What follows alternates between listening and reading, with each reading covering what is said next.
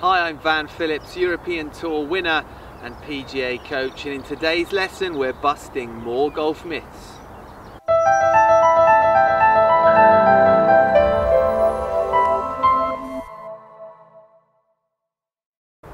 Okay, I really love this one. Resistance. Okay, huge buzzword for God knows how many years. We must coil our upper body against the resistance of our lower body, because that's going to create some imaginary stretch reflex and enable you to hit the ball miles. Let me tell you again, please use YouTube. It's an unbelievable facility. Go and look at Jack Nicklaus in his prime. Go and look at Angel Cabrera, double major champion. Go and look at Sam Snead, multiple major winner, one of the greatest of all time. Won more professional golf tournaments on the PGA Tour of America than anyone, including Tiger Woods. Go watch Bubba Watson, modern day example.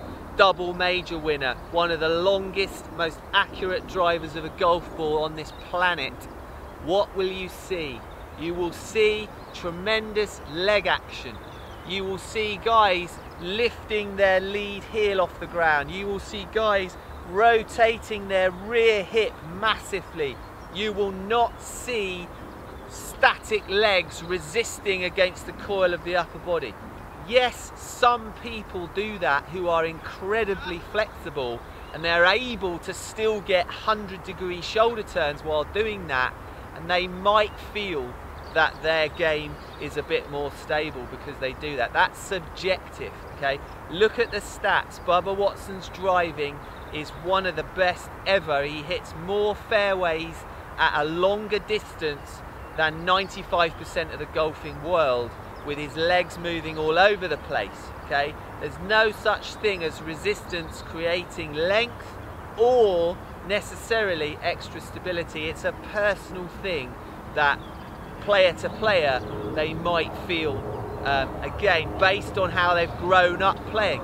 If you've been taught from a child to hold your legs rigidly, which I was, by the way, I was taught from my early teens to hold my legs, so after 20 years of doing that, it's quite difficult to start doing something else and feel comfortable, because motor patterns, which are the movement patterns of the body which are developed by the nervous system through repetition. So again, if you've done thousands of reps of a certain move, your nervous system is tuned into that move, and you've got strong neural pathways to tell your body to do that. That's why it's difficult to change a golf swing, okay?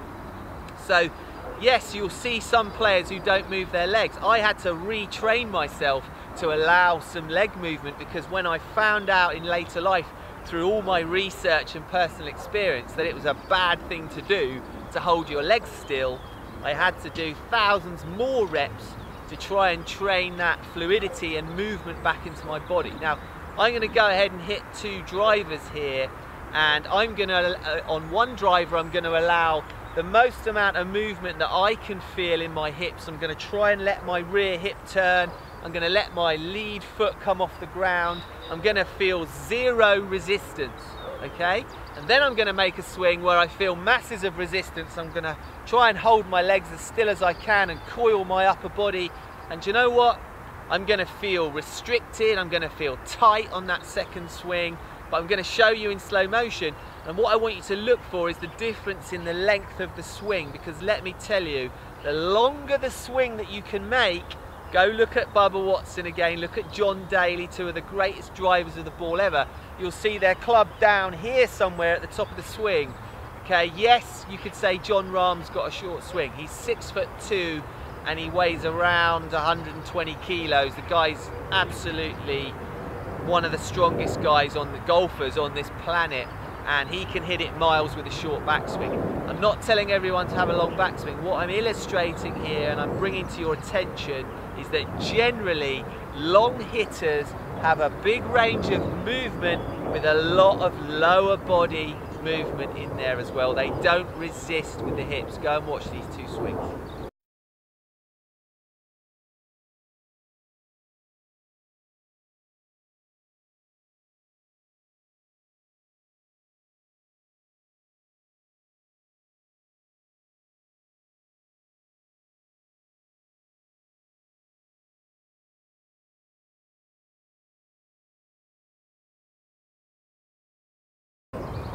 Okay, please watch those two slow motion swings a few times and you'll see that the first swing, where I allowed huge range of movement in my rear hip, I allowed my lead heel to come off the ground. Okay, you'll notice the club head went slightly past parallel. My hand position was much more around behind my head. I got greater range of motion in my lead arm. I got a slightly higher, longer lead arm position at the top of my backswing. And guess what? My overall body feeling was one of comfort. I didn't feel any strain anywhere. It felt fluid. I didn't feel any stress on my body. The second swing, I tried to keep my left foot on the ground, my left knee relatively still. I tried not to let my left knee swing in. And guess what? That caused the upper body to feel incredibly tight. When I started to reach the end of my range of motion, I could feel a lot of strain around the lower back and the thoracic there. I certainly felt a lot less ability to generate speed and fluidity into the ball. And as a result, if I was measuring my club head speed there, and I have measured this by the way on a TrackMan, that I get around 4 to 5 more miles of club head speed per hour with the long swing than I do with the short swing. Now, on average, you get about 3 yards per 1 mile an hour. So we're looking at, you know, sort of 12 to 15 yards more distance with a longer swing that will be more likely to cause me less injury over time. I can't tell you how many players are having short careers, pros, me included. My career was pulled short largely due to injury, terrible hip problems, quite a lot of back problems, and I'm convinced that those problems were brought about by trying to hold my lower body still. I was creating tremendous forces, torque forces through my upper body, and I'm quite a small guy, and I was trying to hit the ball as hard as I could to keep up with these big guys, and I had lots of injury problems. So allow the body to move, allow it to be functional, okay? Please don't believe this myth that if you create resistance you will hit the ball further. I hope you're enjoying these videos. Please head over to my website www.vanphillips.co.uk. There's 35 years of my experience on there. It's going to help you to become a much better golfer.